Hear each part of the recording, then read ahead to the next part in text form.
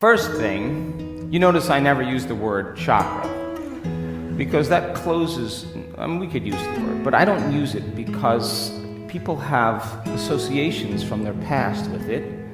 Other people, they hear the word and they think, oh, that's just spiritual junk, and they shut down. And people like put stones over their energy centers thinking that's going to heal them. I mean, I'm sorry, but I think you put your attention there and do a better job. But it's the placebo, But are those energy centers, the first three energy centers, bad? No, they're not bad at all. Those three centers are centers of survival. And if you're going to cause a species to exist into perpetuity, you make procreation really pleasurable so that you do it. If the second center has a lot to do with consumption and safety, then it makes sense that when you feel safe and you have food and shelter, it's in balance. But it also means that consumption of food can be really pleasurable as well. And when you take on challenges in your life and you really succeed in them, it takes energy to even get up and get out of bed. You use your third center. But all of these three centers are consumers of energy, drawing from the vital field. It's an expenditure of the life force in the body.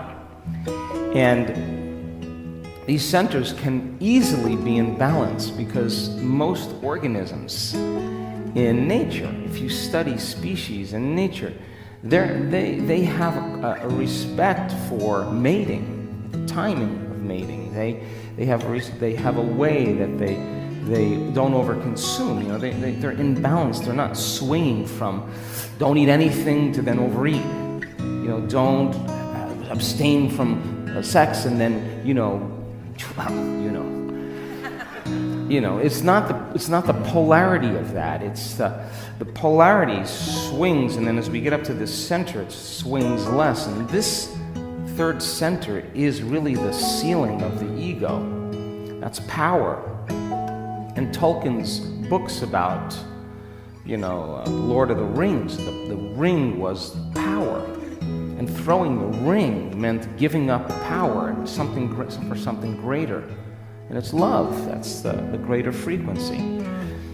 So each one of them have their own frequency. And all frequency carries information. Frequency, energy, has an intent.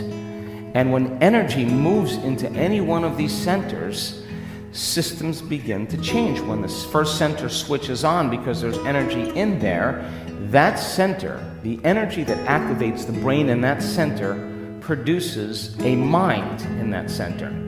Are you with me still? Because consciousness or energy moving through neurological tissue is mind. When neurological tissue gets activated, all of a sudden there's a mind there. So when the first center gets activated, it has a mind of its own. Yes or no? And if the second center is activated, or the third center, or the fourth, when you're coming from different centers, there's a different consciousness or a different intent. And when energy makes it to the fourth center, though, now it's no longer the consumption, but there's the expansion of energy. This is the bridge that starts us to connect to our divinity. And connecting to that, putting your attention on it, not only creates heart coherence, but it produces a host of biological chemicals that are released, 1,400 different chemicals that begin to restore and repair the body. When you feel gratitude, when you feel love, when you feel freedom, this is a different freedom. When you care for another, this is where selflessness starts. This is all selfish. Now, can you activate this center? And when you activate this center, can you make love to somebody? Hello? Is that a yes? So now you're doing it in a giving way. The consciousness is different than just when it's from the first center. You understand? So then when you have two coming together as one, and there's true love, and it's done in that vein, in that way, that manner, then there's a beautiful exchange of energy, and there's a growth, or there's a summation of energy. It's not the opposite. So As energy, an enormous amount of energy sits in the first center. When energy can move into the second center, as I said, because you feel safe, and when you feel safe in your environment, your body's more in balance, and you can consume and metabolize and digest and secrete and eliminate. All those biological functions take place in the second center.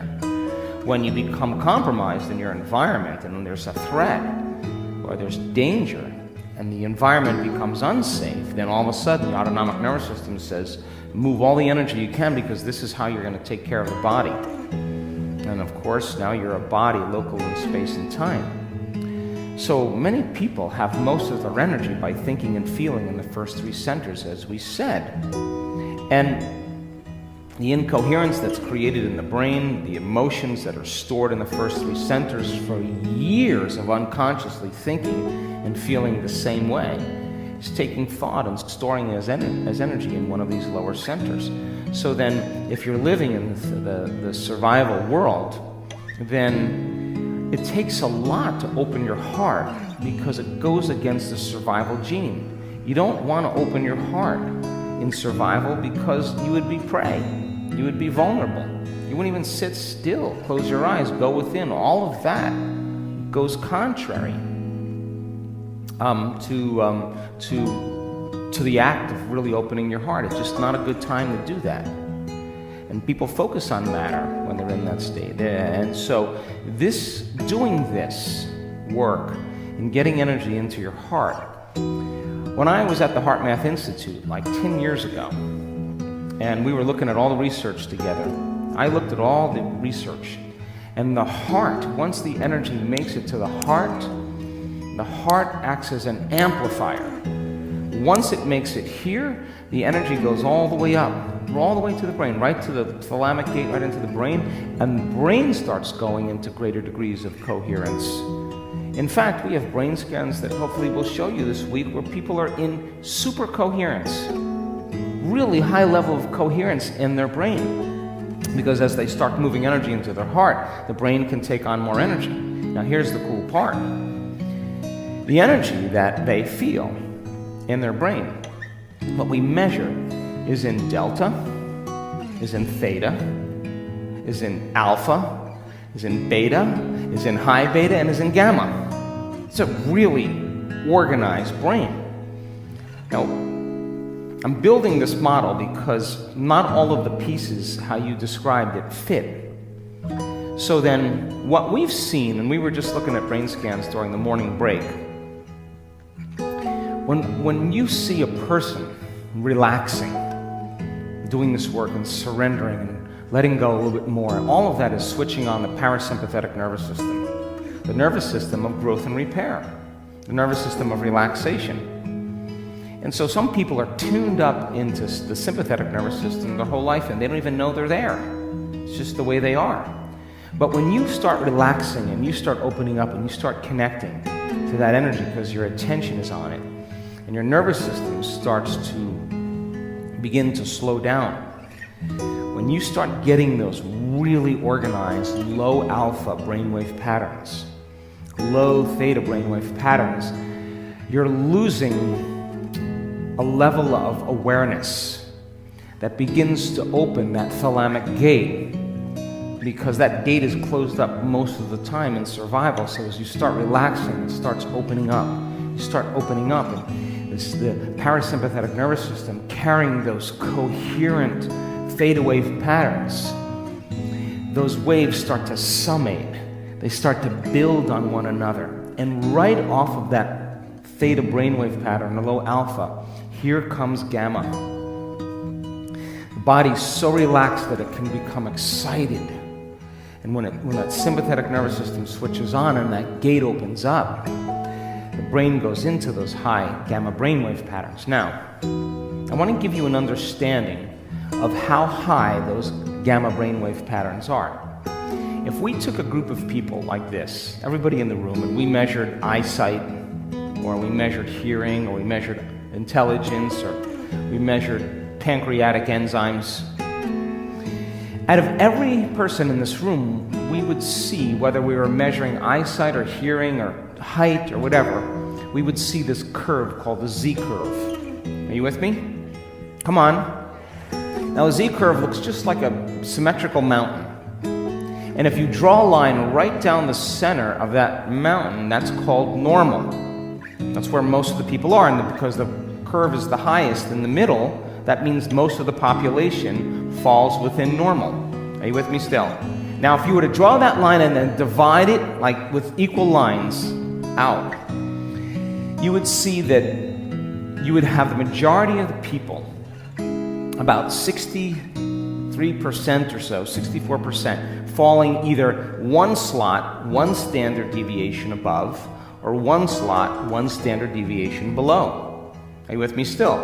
So 68% of the people is falling right in the middle there. If you go to the next one, the curve drops down, and you have about 12.5% that have a little bit better eyesight than the people that had the one standard deviation. Or 2 standard deviations below, you have a little poor eyesight or a little poor hearing, or shorter.